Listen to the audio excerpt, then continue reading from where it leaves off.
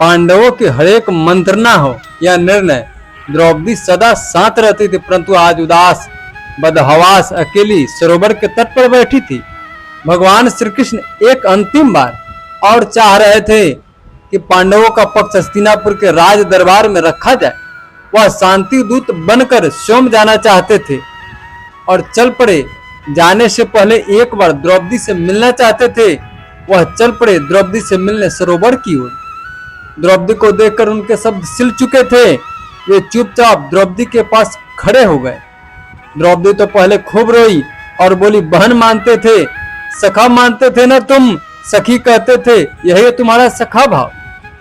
और तुम भी चल पड़े मेरे कायर 5 पतियों की तरह मेरे सम्मान का समझौता करने। क्यों माधव क्यों? जब यही करना था तो लूट जाने देते। उस भरी सभा में द्रौपदी का मान सम्मान क्या इसी दिन के लिए पुकारा था तुमको?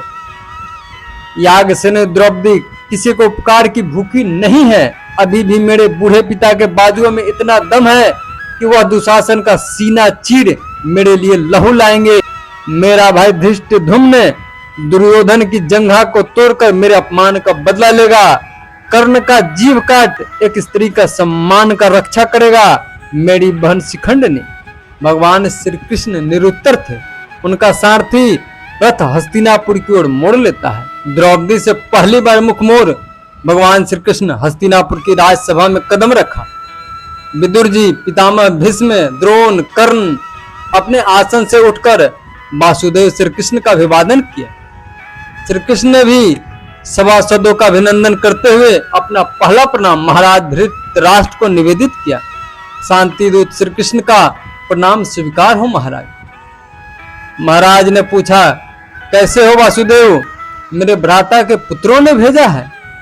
श्री कृष्ण बोले, नहीं महाराज, मैं स्वयं आया हूं अपना निर्णय लेकर, और मेरा निर्णय आपके भ्राता के पुत्रों को मान्य है।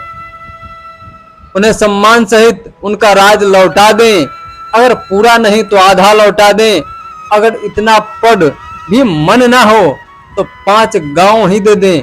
वे संतुष्ट हो स्वीकार कर लेंगे।